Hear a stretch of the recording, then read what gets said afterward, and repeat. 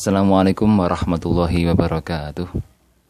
Pemirsa MGM TV yang saya hormati, dalam kesempatan kali ini saya akan membahas masalah yang berhubungan juga dengan puasa Ramadan atau puasa-puasa yang lain.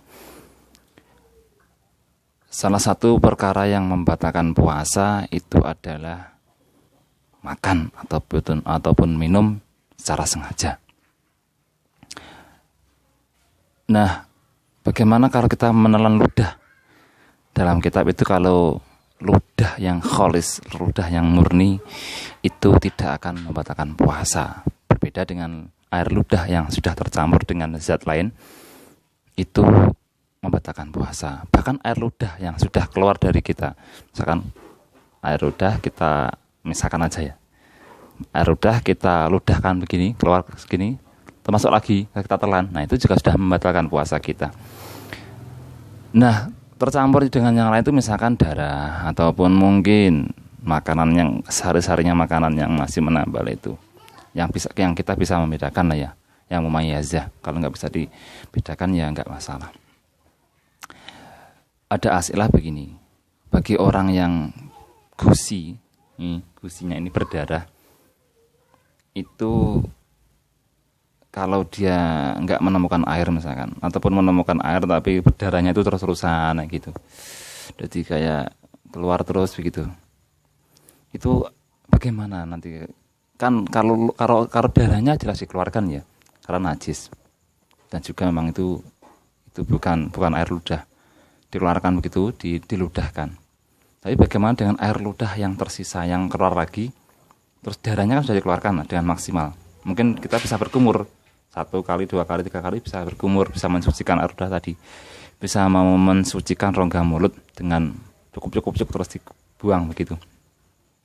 Tapi kalau ini terjadi daiman, jadi terus-terusan begitu dalam waktu yang lama, biasanya kan puasa itu kan dehidrasi. Kalau dehidrasi itu kan kayaknya saya sendiri sering mengalami begitu. Nanti saya beri solusi di akhir video ini. Jadi sering mengalami kalau pas dehidrasi atau ngelak itu ini keluar, nah itu darahnya itu darahnya dikeluarkan. Cuman kan air ludahnya bagaimana hukumnya? Ini ada keterangan begini. Jika keluarnya darah tadi sudah sampai pada taraf yang sulit untuk dihindari dan sering keluar begitu, maka cukup dengan meludahkannya serta tidak diharuskan mensucikan terus menerus. Jadi ya 1 kali, 2 kali, 3 kali nggak masalah. Tapi nggak harus terus menerus disucikan begitu. Sementara jika ludahnya yang tercampur tadi tertelan, jadi air ludah terus tercampur oleh darah sedikit, bekasnya darah ya, athar ataupun mungkin ya asar, maka tidak akan membatalkan puasa begitu. Ibaratnya itu sumbernya dari Nihayatul Zen. Nah, Nihayatul Zen tahu kan, kitabnya karya Imam Nawawi. Imam Nawawi itu masih buyut atau entah apalah begitu, dari wakil presiden kita. Lawi betul ya bidzalika bi haitsu yajri daiman aw ghaliban sumiha bima yasukku al-ikhtirazu anhu wa yakfi baskuhu wa yu'fa an atharihi wala sabila ila akhirih. Kalau orang itu diuji ataupun diibtala, itu dicoba bilahi itu ya kayak semacam mendapatkan penyakit ataupun mendapatkan pokoknya kesusahan lah begitu. Dengan keluarnya darah tadi bihaisu ya cerita iman. Jadi sekira keluarnya terus menerus begitu, atau ghaliban umum dalam waktu 12 jam itu sering keluar gitu. Ya walaupun enggak terus menerus tapi ghalib itu ya umum tuh, sering lah.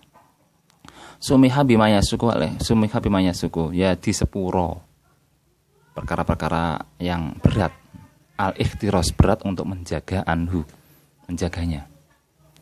Wayakfi baskuhu, dan cukuplah kita meludahkan darahnya gitu.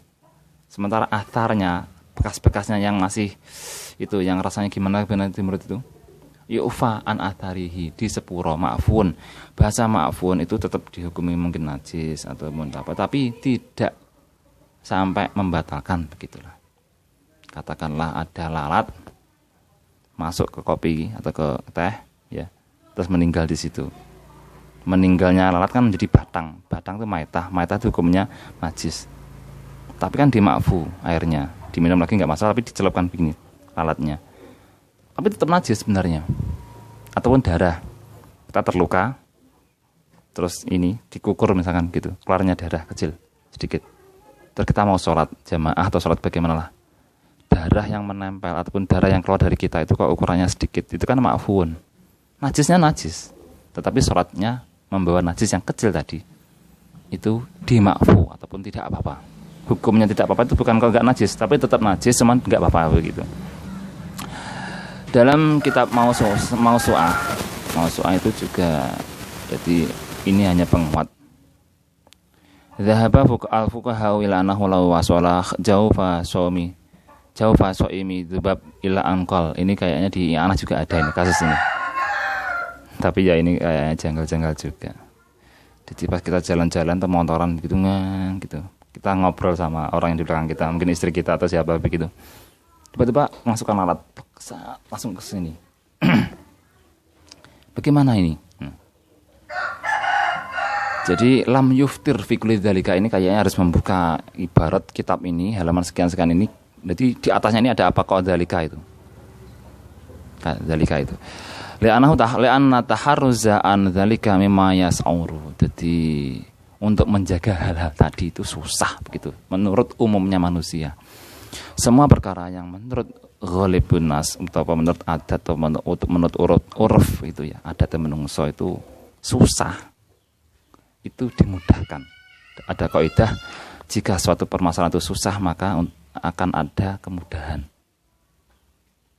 Ya kalau Qur'annya inna ma'al usri yusra.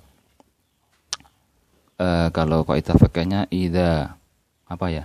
Idza daqat al-amru tawasaat atau bagaimana itu. Jadi ketika kita susah menjaga tadi sesuatu yang masuk ke kita, ataupun mungkin kasusnya lagi kita lewat apa?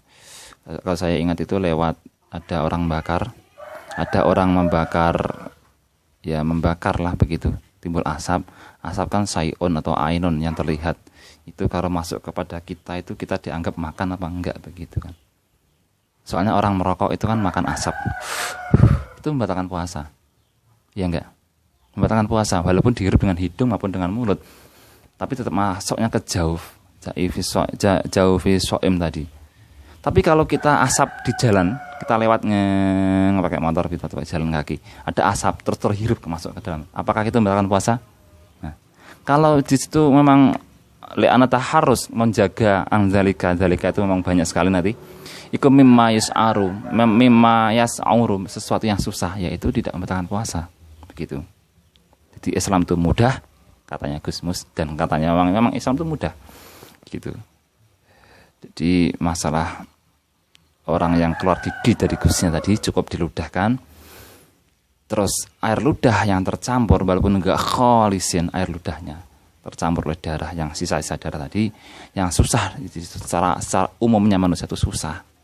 Itu berarti dima'fu, tidak membatalkan puasa.